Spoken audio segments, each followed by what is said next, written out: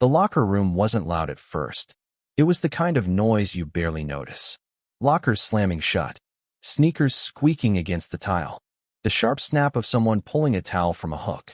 Ordinary sounds, the background rhythm of a regular afternoon. But that day, something felt different. You could sense it in the way conversations paused mid-sentence, in the way heads turned a second too long, in the way a few girls gathered closer together instead of spreading out like they usually did. She walked in like she always did, backpack over one shoulder, eyes forward, not trying to draw attention, but not shrinking either. She had learned to move that way, calm, neutral, giving people nothing to grab onto. Still, attention found her. It always did. A whisper started near the benches and slid across the room like a draft. One girl leaned into another. A smirk passed between them. Then another pair joined in. No one said anything loud enough to call out. Not yet. It was all small gestures, glances, half laughs covered by hands. A phone lifted for a second, then lowered when she looked up. The air tightened, even though the space was wide. You could feel the shift from routine to something staged, like everyone was waiting for a cue. She chose a locker near the end of the row, not the center, not the most visible spot. She set her bag down and turned the dial, steady as ever. Click, click, click. The metal door creaked open. Around her, the cluster near the benches grew thicker. Someone dropped a water bottle and didn't bother picking it up. Someone else said her name just loud enough to make sure she heard it. She didn't respond. That was part of what bothered them. She didn't react the way they expected. No sharp comeback. No eye roll. No panic. Just that same measured quiet. It left space. And in that space, they pushed harder. A locker slammed 2 doors down from her. Harder than necessary. The sound bounced off the tiled walls. A couple of girls laughed. One of them stepped closer, not close enough to touch, but close enough to block a clean path to the exit. It was subtle, plausible, the kind of move that could be brushed off if anyone asked. More phones appeared, not fully raised, just ready, screens glowing faintly. The room wasn't packed, but it felt crowded. Girls who had nothing to do with it stayed anyway, pretending to look for something in their bags, pretending to scroll. No one wanted to miss what might happen. The whispers got clearer. She really thought, I heard that she. You know what she said, right? Rumors move fast in small spaces, faster than truth. And once a story gets told enough times, it stops mattering whether it started that way. By the time she walked into that locker room, the story had already been decided for her. She just hadn't been told the final version yet. She took off her jacket and folded it carefully. That small, controlled movement stood out against the restless energy around her. Her shoulders were straight, but if you looked close, you could see the tension in her hands. The way her fingers pressed a little too firmly against the locker door. The way her jaw set for a second before relaxing again. Someone cleared their throat loudly. Another step closer. The circle wasn't complete, but it was forming. One girl moved behind her, pretending to reach for a locker that wasn't even hers. Another shifted to the side, narrowing the gap. It was all quiet choreography. No official leader, but everyone understood their role. The noise level dipped. Conversations in other corners slowed. Even the lockers seemed to close more gently now, as if the room itself was leaning in. She finally looked up.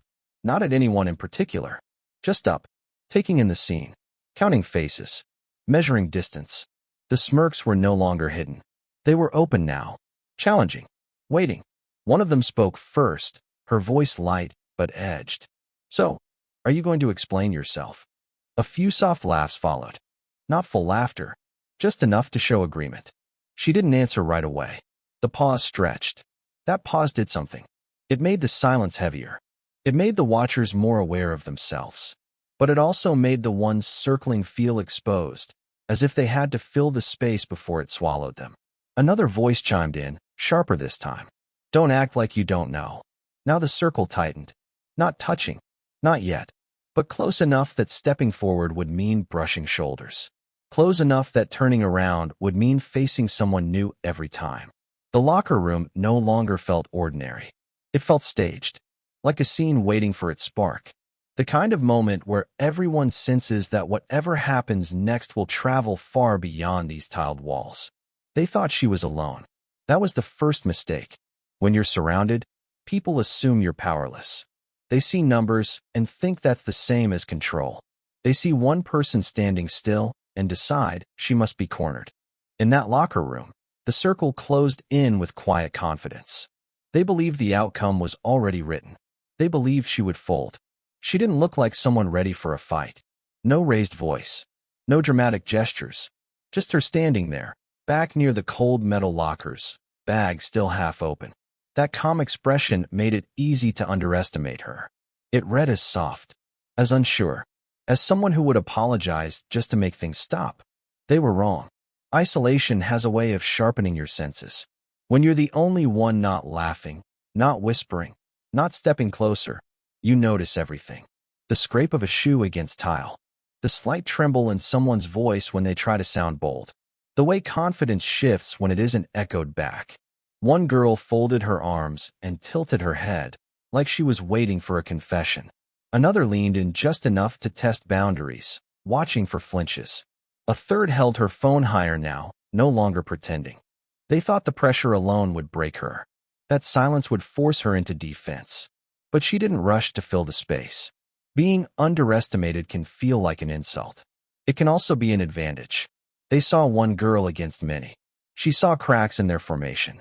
She saw who was leading and who was just following. She saw who avoided direct eye contact, who shifted weight from one foot to the other, who needed approval before speaking. The girl who had asked for an explanation stepped closer, voice tightening. Well, there was expectation in that word. A demand for submission. A demand for emotion. They wanted tears or anger. Something loud. Something they could point to later and say, see. She overreacted. Instead, she met their eyes one by one. Not challenging. Not begging. Just steady. That steadiness unsettled them more than shouting would have. You could feel it ripple through the circle. A hesitation. A brief glance between two of the loudest girls. As if they were silently asking, why isn't she reacting? Because she understood something they didn't. Noise doesn't equal strength. Volume doesn't equal authority. A crowd doesn't automatically mean unity. The rumors they carried into that locker room had grown outside of her presence. Stories shaped by people who weren't there. Messages screenshotted out of context. Conversations overheard and twisted. By the time it reached this moment, the truth didn't matter to most of them. What mattered was the performance. And they expected her to play her role. The isolated girl. The guilty one. The one who stumbles over words and gives them something to laugh about later. She shifted her weight slightly, not retreating, just adjusting her stance. A small movement, but it signaled something important. She wasn't trapped. She was choosing to stand there.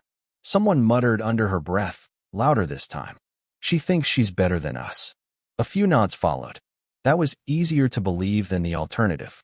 It was easier to label her distant than to admit they didn't actually know her. Easier to call her arrogant than to question the story they'd built. Another step forward from the side. The circle nearly complete now. Yet she didn't shrink. Her shoulders stayed level. Her breathing even. If you watched closely, you'd notice her hands unclench slowly at her sides. Not in surrender, but in control. She wasn't panicking. She wasn't searching for an escape route. She was assessing. Who was recording? Who looked uncomfortable? Who was here for drama? And who was here because they didn't want to be left out? Isolation can reveal more than companionship ever does.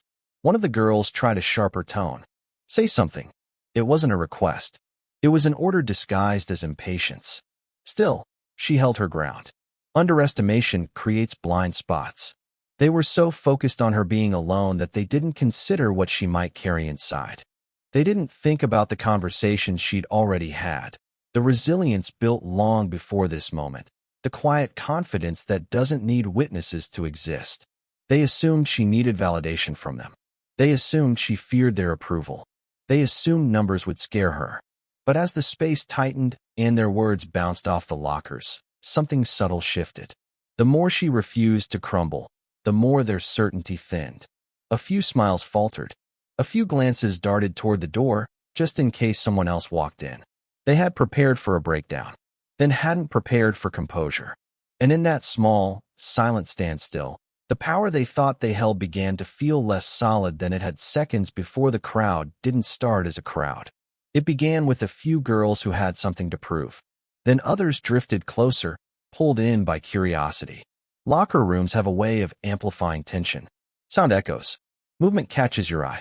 And when something unusual starts to unfold, people gather without thinking. At first, it was subtle. A girl tying her shoes a little slower than necessary. Another pretending to reorganize her bag. Someone standing half-turned, watching through the mirror instead of directly. No one announced they were staying to watch. They just did. Then the silence shifted. Whispers moved across the room like static. Heads leaned together.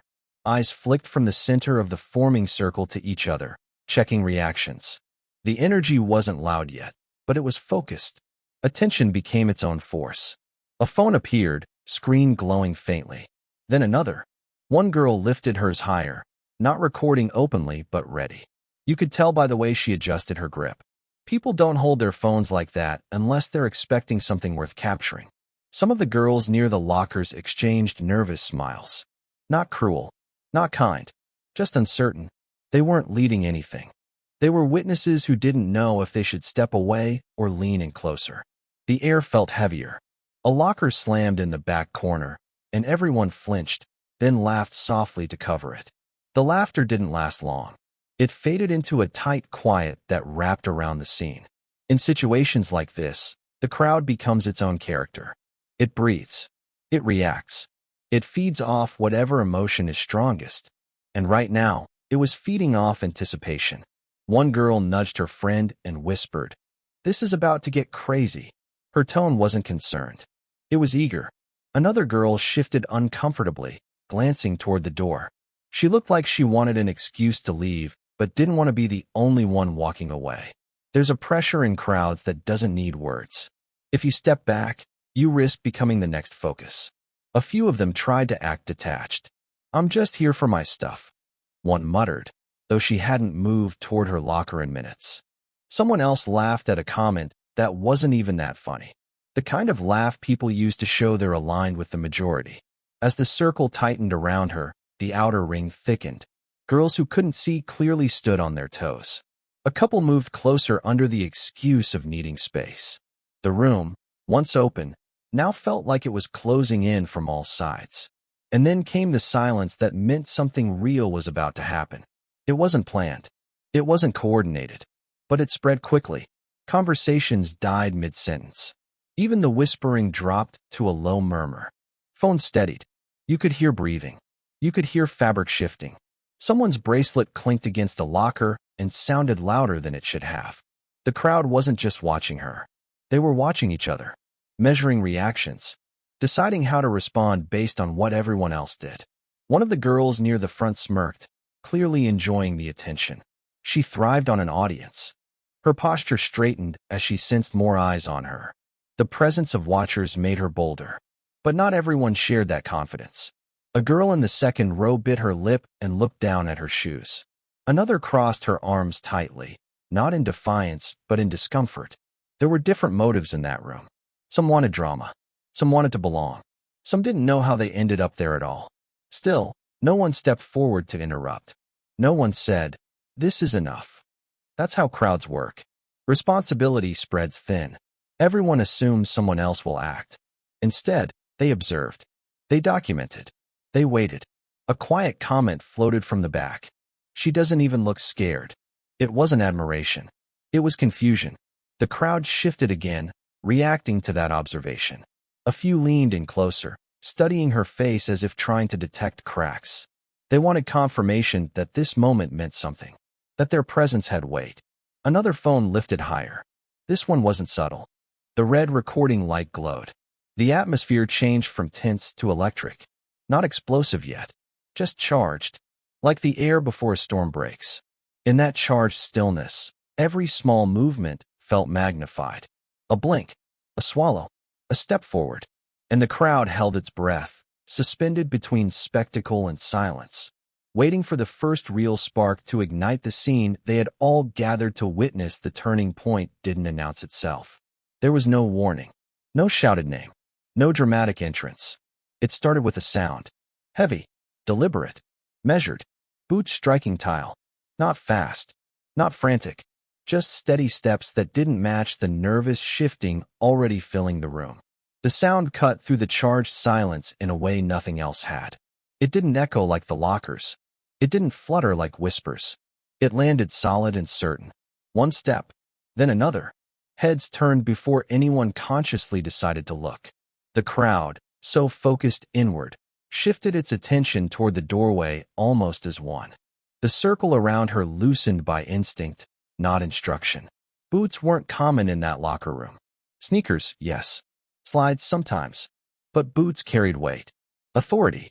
Presence. The steps didn't quicken. They didn't hesitate either. Each one sounded like a statement. The girl holding her phone lowered it slightly, distracted. Someone near the back straightened up. A ripple moved through the room as bodies adjusted, recalibrating the scene they thought they controlled. The boots stopped just short of the forming circle. Silence deepened. You could feel it press against the walls. The girls at the front exchanged quick glances, uncertainty flickering across their faces for the first time. Their earlier confidence had relied on numbers and momentum.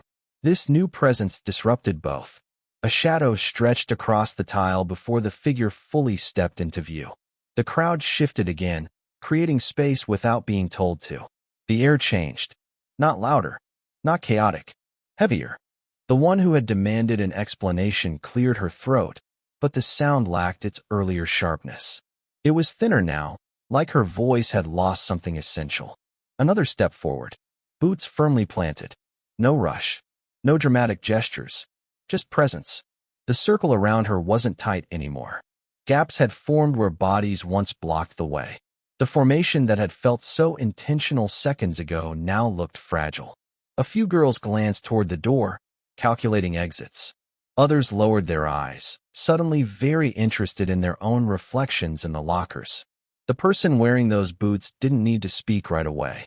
The interruption alone had shifted the balance. It exposed how dependent the scene had been on uninterrupted pressure. Momentum is powerful, but it's also delicate. One interruption can unravel it. The phones that had been raised for recording now hovered uncertainly. Recording what, exactly?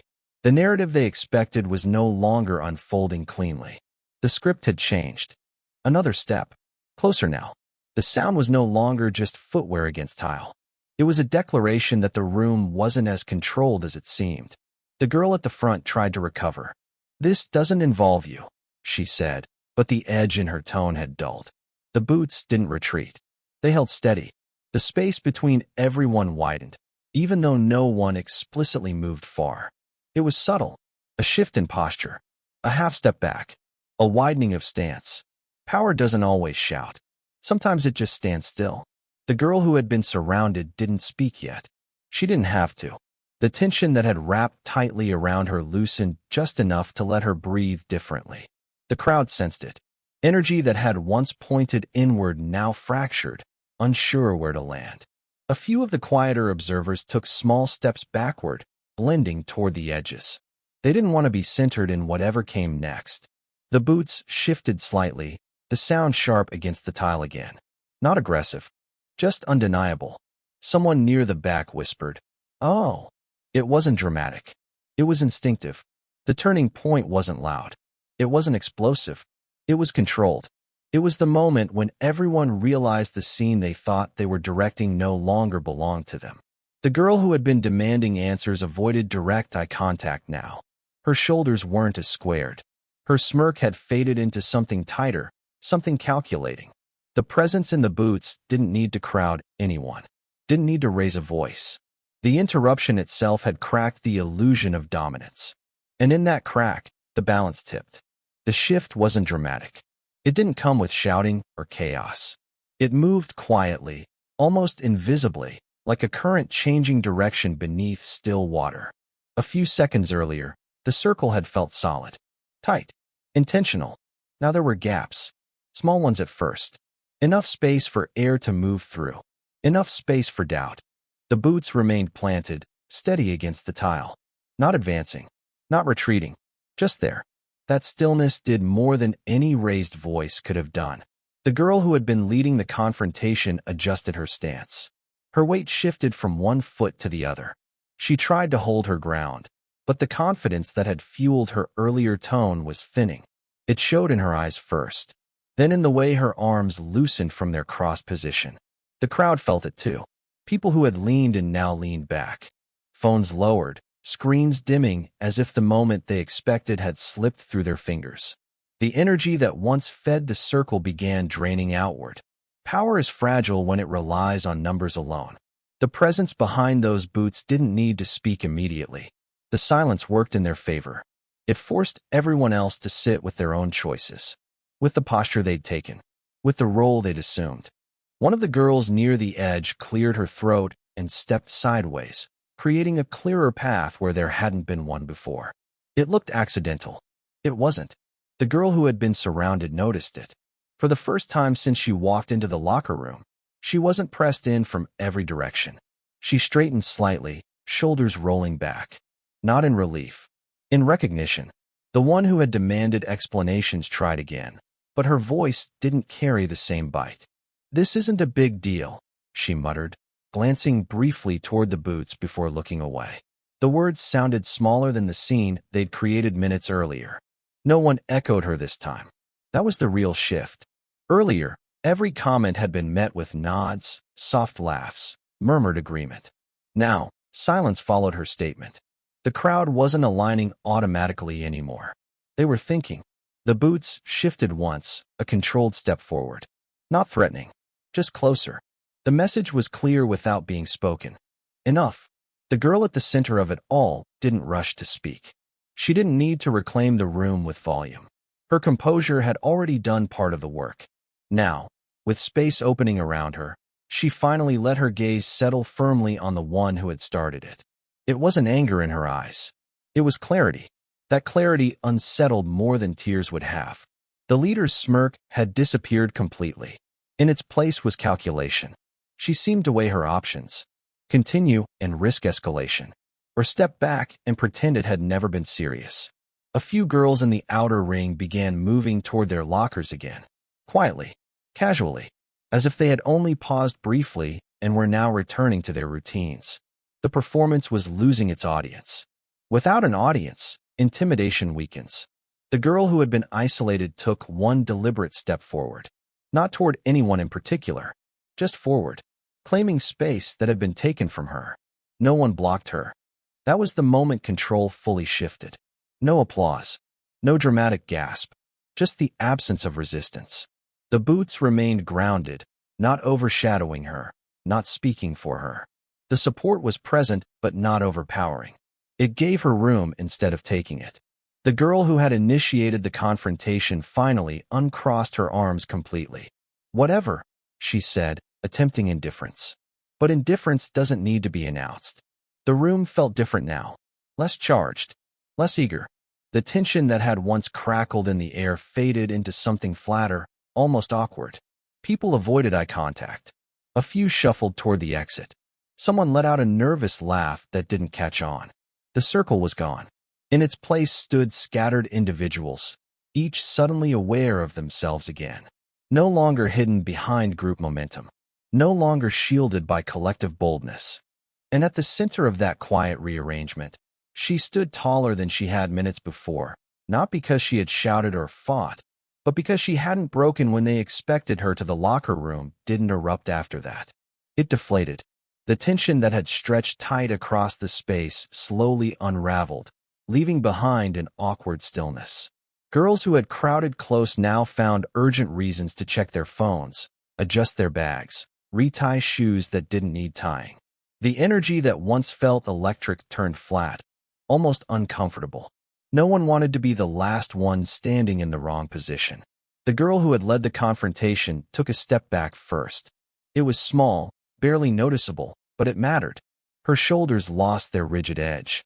Her chin dipped slightly. She muttered something under her breath that didn't carry far enough to land. No one asked her to repeat it. The phones that had been raised earlier were now lowered completely. Screens locked. Some slipped back into pockets. Recording no longer felt exciting. It felt risky. A few of the quieter girls moved toward the exit, slipping past the open gaps in the room's formation.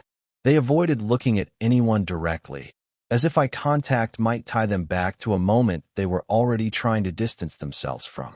The boots shifted once more, then stilled again. No dramatic speech followed. No public lecture. The restraint spoke louder than any words could have. She reached into her locker calmly, finishing what she had started before everything spiraled. Jacket adjusted. Bag zipped. Movement steady and unhurried. That normalcy was its own statement. Nothing about her posture suggested she had just been cornered. That detail didn't go unnoticed. One of the girls who had stood near the outer ring glanced at her, then quickly looked away. There was something different in that glance now. Not amusement. Not challenge. Something closer to respect. Respect doesn't always arrive with praise. Sometimes it comes quietly, in the form of silence where mockery once lived. The leader of the earlier circle attempted to reclaim a piece of her pride. It wasn't even that serious, she said to no one in particular. But the words didn't stick. There were no nods. No laughter. Just a few blank stares before people resumed their routines. Without reinforcement, her comment faded quickly. The shift in atmosphere was undeniable. What had started as a spectacle now felt like a miscalculation. The crowd understood that something had almost crossed a line, and they had been part of it. The girl who had been surrounded closed her locker gently this time. The metallic clicks sounded softer than the earlier slams. Controlled. She didn't rush toward the door. She walked at a normal pace, boots still grounded behind her, not hovering, not dramatic, just present. As she passed a few of the girls who had once blocked her path, they stepped aside instinctively. No words exchanged. No apologies offered. But space was given freely now. Space can be a form of acknowledgement. The locker room gradually returned to its usual noise. Lockers opening and closing. Zippers. Casual chatter restarting in low tones. But the tone had shifted. Conversations avoided the center of what had just happened. You could sense a collective decision to move on without replaying it out loud. Still, lessons lingered. The ones who had watched without participating carried a different kind of awareness. They had seen how quickly a group can tip toward intimidation. They had also seen how quickly that power dissolves when confronted with steady resistance. A couple of them exchanged looks that said more than words would have. Not regret exactly, but recognition. The girl who had tried to spark the confrontation kept her distance now. She busied herself with her locker, movements sharper than necessary. Her voice quieter when she spoke to her friends. The earlier edge replaced with something more cautious. Reputation shifts subtly, not in one loud moment, but in the memory people carry afterward. By the time the room thinned out, the scene had already begun turning into a story. Not the one they expected to film and share, but one they would recount in fragments. She didn't even flinch. They thought she would. And then those boots walked in. The details would change depending on who told it. But the core would remain. She had been surrounded. She hadn't broken. And when the pressure peaked, control shifted without chaos, without screaming, without spectacle. Respect had entered the room quietly and left just as calmly, leaving behind a silence that felt different from the one that came before it.